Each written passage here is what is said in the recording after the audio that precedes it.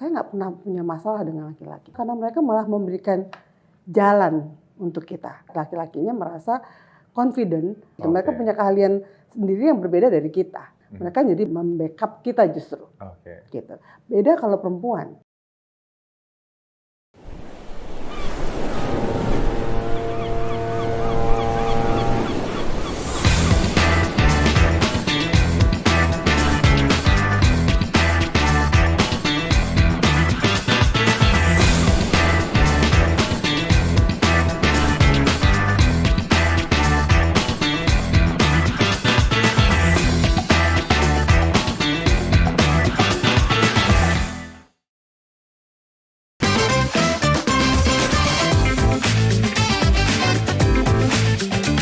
Hai, senang sekali saya Aldi Hawari bisa menyapa viewers dan juga listener semua di channel Lighthouse Seafarer Network. Nah, ini merupakan Integrated Corporate Communication Platform yang dimiliki oleh Humpus Maritim Internasional atau HUMI. Di channel ini kita akan banyak sekali kupas informasi seputar maritim, profesi di bidang maritim, pendidikan maritim, hingga transportasi kelautan. Dan tentunya kita juga akan menggandeng para narasumber-narasumber yang sudah expert alias ahli di bidangnya.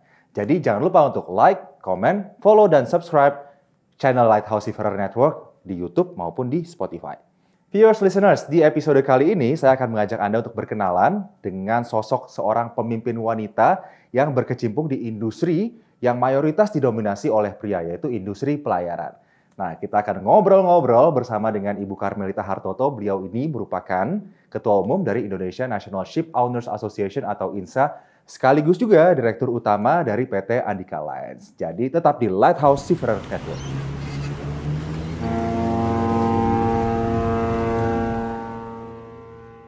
Baik, dan telah hadir bersama kita Ibu Karmelita Hartoto. Apa kabar Mbak Meme ya, kita panggilnya biar lebih akrab. Apa kabar Mbak Meme? Baik Mas Aldi, baik, apa kabar? Kabar baik. Ini topik kita kali ini luar biasa, membangun kultur dari navigasi nahkoda wanita. Mbak Meme, kita kalau bicara soal shipping industry, ini kan adalah industri yang mayoritas didominasi oleh pria, begitu. Ya, nah, Mbak Meme ini selain menjadi direktur utama dari perusahaan pelayaran, gitu, shipping industry, tapi juga menjadi ketua dari DPP INSA atau Indonesia National Ship Owners Association. Pertanyaan saya, Mbak Meme, punya berapa kapal, Mbak? Bercanda, bukan itu pertanyaannya. Jadi bertanya gimana sih Mbak perasaannya? Boleh diceritakan kepada viewers dan juga audiens semua, gimana awal mulanya Mbak Meme sampai bisa memimpin industri yang mayoritas digaungi oleh laki-laki, sampai juga sekarang memimpin sebuah organisasi besar, Indonesia Ship Owners Association. Jadi awalnya sebenarnya saya tuh tidak diajak sama ayah saya untuk masuk ke usaha pelayaran.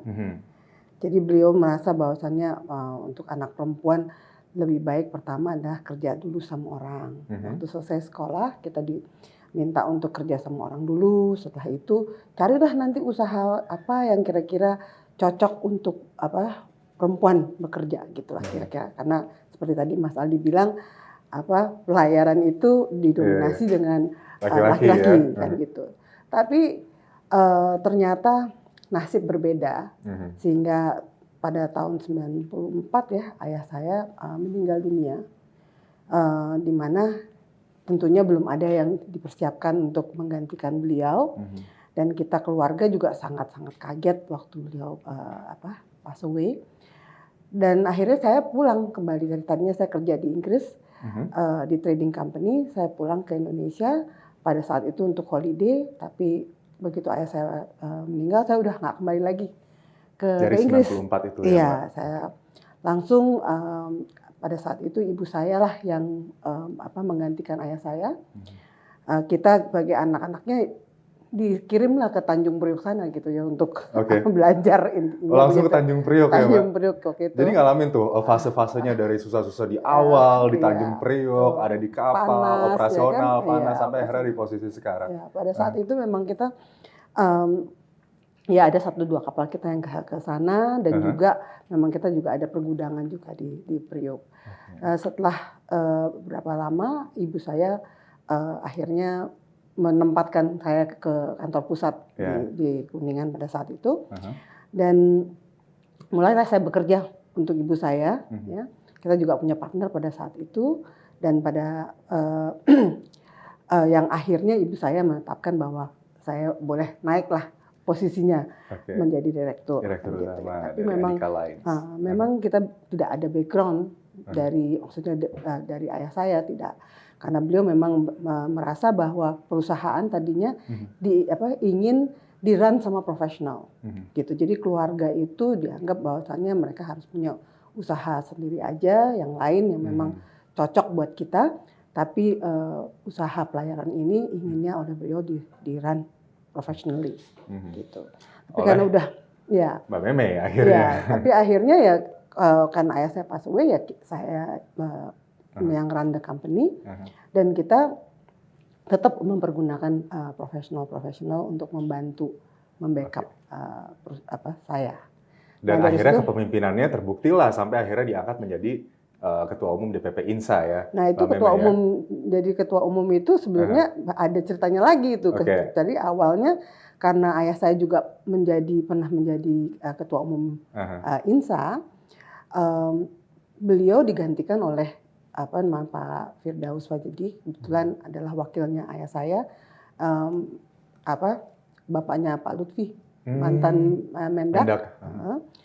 Beliaulah yang ngajak saya untuk masuk ke organisasi. Jadi saya benar-benar belajar dari nol waktu itu mengenai organisasi di pelayaran. Jadi saya ikutin terus sampai akhirnya dari ketua Komtab, dan saya menjadi bendahara juga di INSA, terus baru belakangan menjadi ketua umum. Artinya sosok ayah ini sangat berperan ya Mbak Meme untuk karir Mbak Meme sampai sekarang gitu ya. Apa sih yang dipelajari dari sang ayah dan akhirnya itu Mbak Meme bisa istilahnya menghadapi berbagai tantangan begitu dalam industri pelayaran yang tadi lagi-lagi didominasi oleh pria, tapi Mbak Meme ini dengan kepemimpinan leadership wanitanya bisa mengayomi semuanya gitu.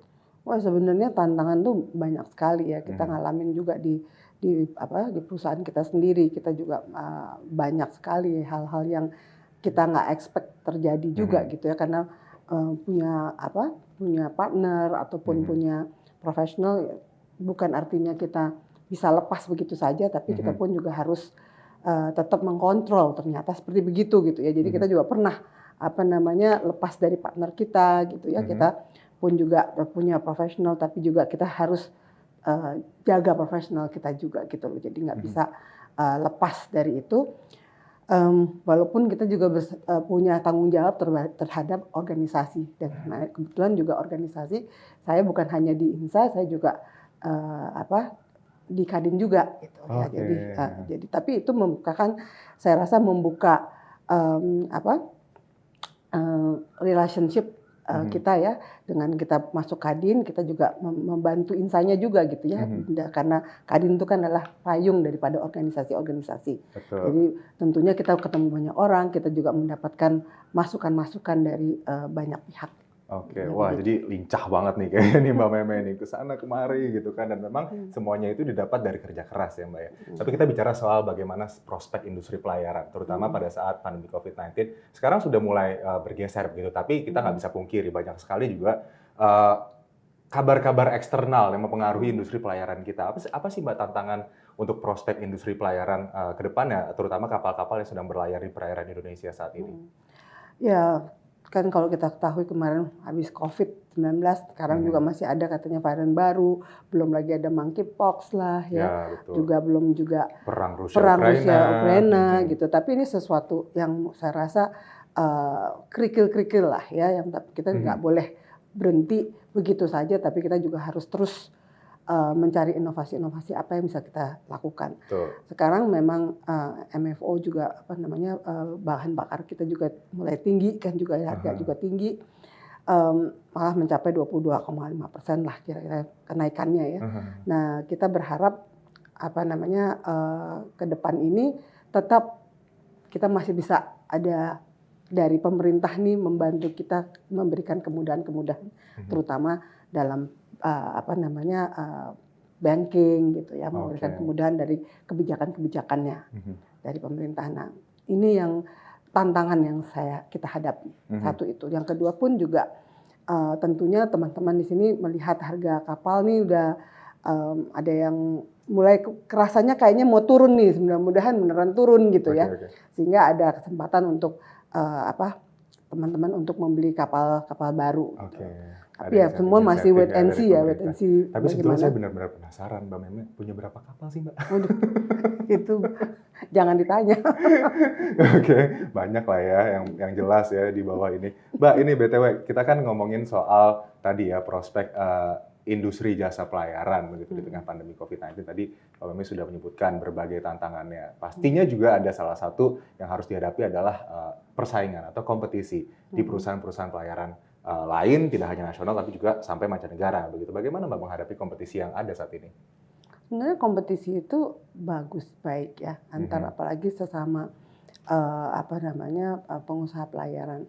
Kita di organisasi itu justru tempatnya kita untuk duduk sama-sama, untuk berdiskusi. Kadang-kadang tentunya kalau di pelayaran itu kalau kita namanya dalam situasi tender gitu ya, atau itu selalu kan ada karena persaingan gitu ya, jadi saling menjaga begitu. Tapi kalau udah namanya soal kebijakan gitu ya yang diperlukan bersatu lagi kita kan. Nah, itu yang saya rasa pelan-pelan kita bangun bersama-sama sehingga adanya kebersamaan lah ya. Jadi nggak terlalu persaingan itu tidak menjadi sesuatu yang keras gitu loh. Karena kalau pada akhirnya kita ini kalau mau menjadikan organisasi kita menjadi besar ya kita satu sama lain harus bersatu gitu. Oke, luar biasa. Makanya itu ya dibutuhkan sosok kepemimpinan wanita seperti Mbak Meme itu bisa benar-benar melihat sesuatu secara holistik gitu, tidak hanya sekedar bisnis as usual, tapi juga bagaimana kemudian ini organisasi bisa membentuk sebuah collective consciousness gitu ya untuk kebijakan yang lebih baik di industri pelayaran Indonesia. Ya kita lihat kemarin ini seperti waktu kemarin hampir kekurangannya batu bara ya karena banyak sekali batu bara itu kan dikirim ekspor kan ya. Nah pada saat itu dia dianggapnya bahwa kita ada kekurangan kapal untuk angkut batu bara di dalam negeri. Kita sempat sama-sama dari organisasi menyampaikan kepada pemerintah bahwa sebenarnya kapalnya ada gitu ya, tapi pada saat itu dilarang untuk ekspor gitu ya, sehingga kapal itu tiba-tiba terus boleh ekspor kan tentunya kelihatannya seperti kekurangan kapal, padahal sebenarnya tidak seperti itu gitu ya. Nah itu kita bersama-sama tuh dengan teman-teman pelayaran yang lain membantu pemerintah supaya tercapai dan jangan sampai Indonesianya jadi gelap kan gitu. Benar. Jadi memang stakeholders terutama para pelaku industri ini sangat menentukan ya Mbak ya untuk penentuan keputusan. Kita sama-sama juga nggak mau juga kan ada kapal asing masuk ke Indonesia gara-gara urusan ini, malu juga sama negara lain kan gitu ya. Tenggelamkan kalau kata Bu Susi dulu ya. Jadi memang itu satu sama lain memang kita langsung menjaga lah dan coba membantu organisasi membantu pemerintah gitu. Baik, Mbak Meme, ini kan sekarang ya, apalagi di G20 Indonesia presidensi kita, salah satu isu yang digaungkan terus-terusan adalah soal transformasi digital, begitu. Ini di berbagai sektor, termasuk juga nampaknya ke industri pelayaran juga nih, Mbak Meme. Nah, Mbak Meme sendiri melihat tantangan digitalisasi saat ini sejauh mana sih kemudian perubahan transformasi digital itu benar-benar merasuklah ke seluruh inti dari bisnis perusahaan. Bagaimana transformasi ini ke depannya, Mbak? Saya rasa cukup baik ya, mungkin di di pemerintahan sendiri juga udah ada yang namanya Inaportnet, juga banyak yang digital yang digunakan oleh kementerian-kementerian sekarang untuk mempermudah lah istilahnya kan begitu ya. Kami di pelayaran sendiri juga perusahaan-perusahaan juga sudah mulai mereka juga mempergunakan digitalisasi yang saya rasa sih itu jadi memperkecil istilahnya corruption ya kan, juga mempermudah dan juga mengurangi waktu-waktu yang simplifying proses itu yang betul dibutuhkan. Proses gitu. Birokrasi mungkin. Betul. Atau apa kira-kira Bu yang paling akan diuntungkan pada saat digitalisasi ini? Bukan hanya birokrasi, tapi kita tidak perlu lagi misalnya kita harus memberikan dokumen-dokumen kita ke Priuk, mengantar dengan dengan messenger kita misalnya gitu, tidak perlu lagi, udah langsung singkat mungkin bisa gara-gara digitalisasi ini ya Bu ya. Terpotong semuanya. Bu Meme, ini kita bicara soal aspek lain. Tadi soal digital, tapi kan memang kalau kita bicara soal industri ini tak terlepas dari aset people yang ada di dalamnya, begitu tidak? Di Andika Lines ini selain memberikan jasa industri logistik gitu, shipping, tapi juga bagaimana memberikan jasa untuk awak kapalnya gitu, awak kapalnya. Bagaimana sih Bu ini kemudian benar-benar bisa membentuk sebuah talent gitu, organisasi talent di perusahaan Ibu yang benar-benar kompeten dan bisa diandalkan dan memiliki citra sebaik ini sampai sekarang? Well, kalau dari nanya tentang company saya ya, company saya kebanyakan terus terang banyak sekali pegawai-pegawai yang datang justru untuk belajar, ya kan. Abis itu pindahnya ke tempat lain, gitu. Udah pintar ke tempat lain gitu. Ini pesan-pesan nih dari Bu Karmelita nih buat karyawan-karyawan yang masuk ke Andika Lines, kok belajar aja. Ya, tapi ya kita juga punya artinya punya kebanggaan juga lah kalau seperti itu ya. Jadi kalau kita tentunya mengharapkan kru-kru kita juga seperti bagaimana perusahaan-perusahaan yang lain, mereka juga punya divisi kru juga mereka. Ya. Gimana sih Bu sebetulnya ke depannya nih prospek untuk bisnis awak kapal sendiri? Saya rasa cukup baik ya, cukup baik, bagus. Karena banyak sekali kan kalau dipikir terutama orang-orang Eropa sekarang udah nggak mau lagi jadi kru kapal kan gitu ya. Jadi juga mungkin orang-orang Jepang ya banyak sekali sekarang kebutuhannya juga dilihat bukan hanya orang-orang dari India ataupun dari Filipina aja, tapi Indonesia ini mulai dilihat. Gitu. Saya lihat juga misalnya orang dari negara Arab ya mereka pengusaha-pengusaha itu melihat sekarang untuk nurses gitu ya. Tapi juga mungkin nanti banyak mempergunakan juga memerlukan juga kru-kru kapal Indonesia gitu kan. Dan kesempatan kerjanya sebetulnya sangat luas ya, sangat luas, sangat luas. Hanya memang bahasa itu penting lah. Mereka tuh perlu di-upgrade bahasa Inggrisnya gitu. Karena itu sih yang paling kerjanya dengan lingkungan internasional ya. Itu dia. Ya. Mbak Meme, kita bicara soal INSA nih sekarang. INSA. Nampaknya kalau ngomongin soal INSA dan kepemimpinan Mbak Meme ini kayaknya bakal panjang banget. Karena kita penasaran banget gimana sih seorang wanita bisa menahkodai organisasi pelayaran yang besar begitu. Gimana? Apa peran yang kemudian Mbak Meme sangat ajukan begitu, sangat Mbak Meme dorong untuk pengembangan INSA ke depannya untuk organisasi dan juga untuk para anggotanya? Jadi saya terus mencari atau mengajak para ship owner untuk jadi anggota kami karena sebenarnya adalah dengan mereka menjadi anggota kita organisasi itu makin menjadi organisasi yang besar kan gitu ya. Dengan besar itu kan tentunya punya kekuatan yang lain lah gitu kan. Powerful ya. Intinya kita terus terang sampai hari ini kita kebijakan-kebijakan banyak sekali yang kita juga pada akhirnya ikut berkontribusi, kita banyak bicara dengan pemerintah, sehingga pemerintah juga mencoba untuk melihat dari sisi pengusahanya, bagaimana sih kepentingan pengusahanya, bukan kepentingan pemerintah saja gitu. Jadi dengan demikian tentunya itu akan menjadi poin yang baik untuk anggota-anggota kami pengen masuk ke dalam keanggotaan kita karena melihat kita perjuangkan sudah banyak nih perjuangan dari INSA sendiri sudah banyak kebijakan-kebijakan yang baik yang untuk proaktif ya untuk proaktif dan juga untuk kepentingan daripada usahanya mereka. Mbak Meme ini melihat sosok Mbak Meme sendiri ya, sosok wanita. Sebetulnya kalau Mbak Meme, menurut Mbak Meme sepenting apa sih kemudian peran wanita begitu di industri-industri yang didominasi oleh banyak pria seperti pelayaran misalnya atau industri-industri lain yang identik gitu dengan dilakukan oleh banyak pria gitu. Kalau saya lihat sih sebenarnya mau pria atau mau wanita sama aja ya, menurut saya ya. Cuman memang kalau kan ada kita lihat dari dua sisi. Kalau yang perempuan mungkin lebih banyak emosi yang digunakan, tapi lebih detail. Ya, itu poinnya. Jadi kalau kenapa dipilih banyak sih pilih orang perempuan gitu karena lebih mikirin yang details. Kalau yang laki-laki mungkin lebih seneng yang udahlah gitu kan yang gampang-gampang tapi tidak se-emosional yang perempuan gitu loh. Jadi menurut saya mau itu laki atau perempuan sebenarnya tergantung yang dibutuhkan dalam industri itu apa, yang seperti apa. Menurut saya sih itu.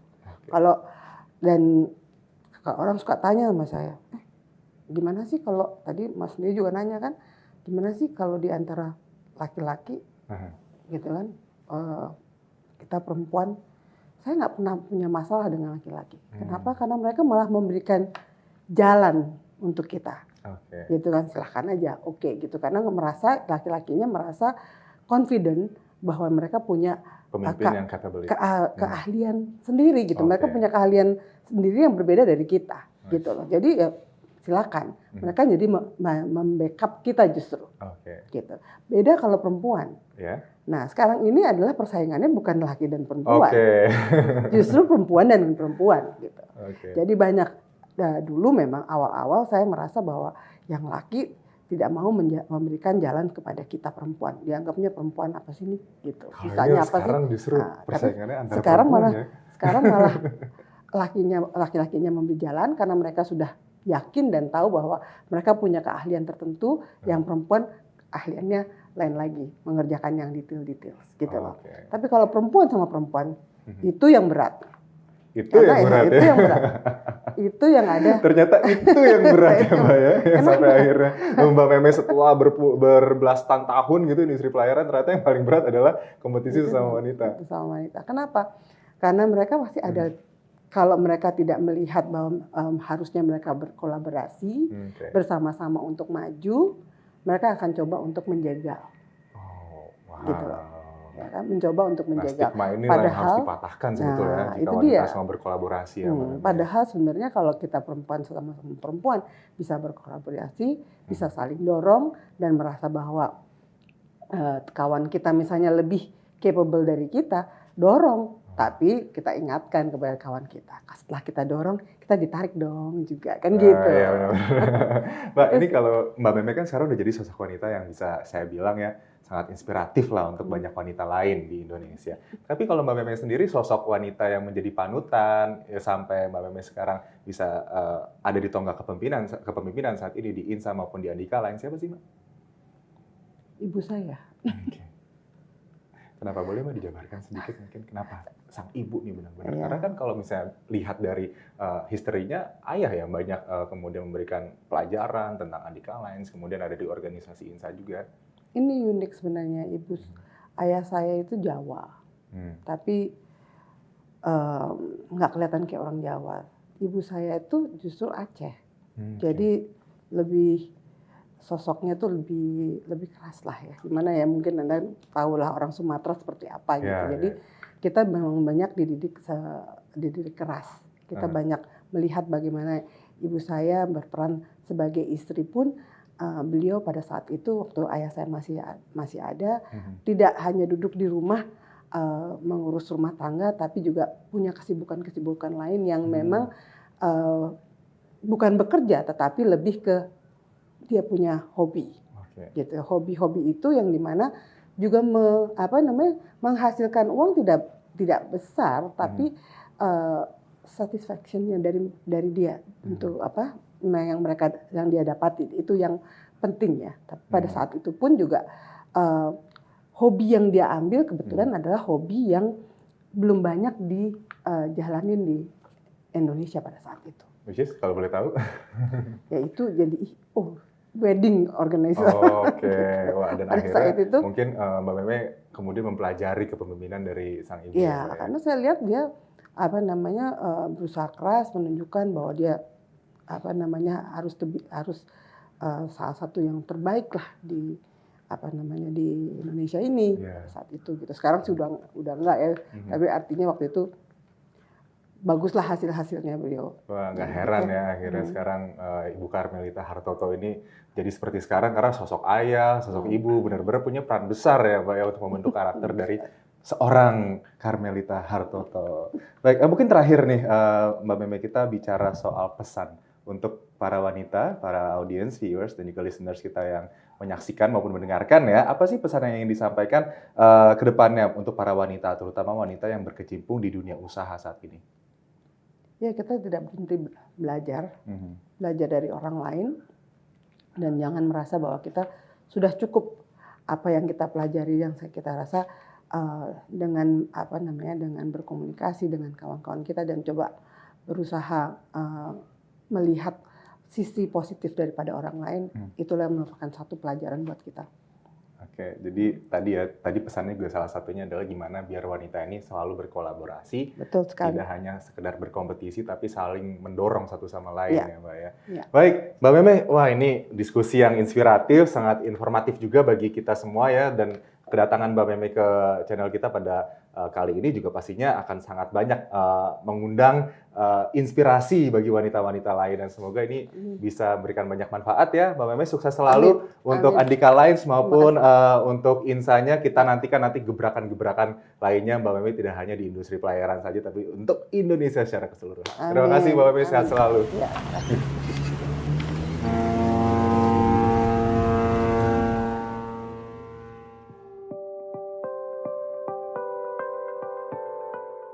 Nama saya Danti Ramadhani, saya berusia 21 tahun.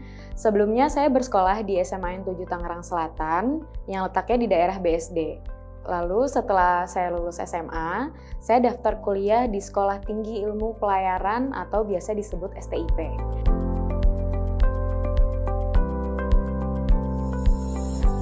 Saya memilih kuliah di STIP berdasarkan kemauan saya sendiri, karena saya ingin mengetahui lebih dalam mengenai dunia kepelabuhan dan angkutan laut. Awalnya saya tertarik dengan dunia pelayaran karena mulai dari kecil saya selalu pulang ke kampung menggunakan kapal atau angkutan laut. Nah, dari situ saya mulai tertarik dengan dunia itu.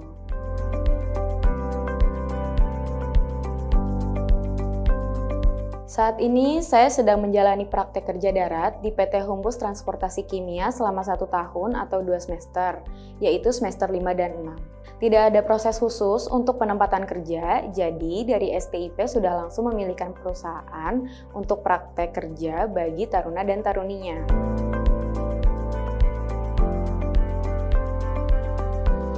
Pengalaman saya selama praktek kerja di PT HTK selama 1 tahun belakangan ini, yaitu bisa belajar banyak tentang dunia bisnis pelayaran, dan saya bisa dapat pengetahuan yang banyak selama saya berpraktek kerja di PT HTK.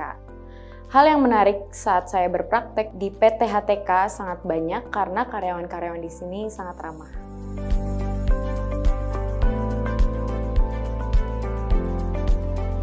Cara saya beradaptasi dalam lingkungan ini yaitu bekerja dengan enjoy tanpa tekanan.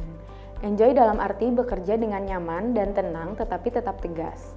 Saya menempatkan diri dalam lingkungan ini yaitu berbaur dengan sewajarnya dan tidak membeda-bedakan karyawan pria dan wanita. Saya melihat suatu hal dari 2 sisi. Maka dari itu, saya bisa menentukan mana yang baik dan mana yang buruk untuk saya agar tidak mempengaruhi pekerjaan saya dan agar saya tetap profesional. Maka dari itu, saya tidak membawa tekanan ke dalam pekerjaan saya.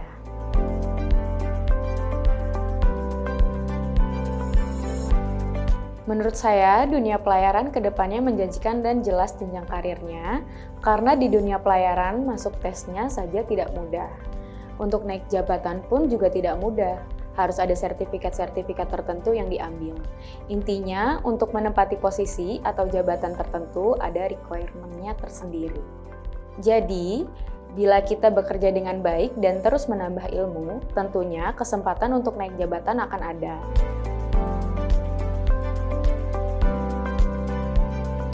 Pesan untuk para wanita yang ingin bekerja ataupun tertarik ke dunia pelayaran adalah tetap profesional dalam bekerja dan jangan hiraukan tentang apapun yang mengganggu fokus kita ke dalam pekerjaan. Berusahalah semaksimal mungkin untuk menjaga diri dengan baik dan tenang dalam menanggapi suatu masalah.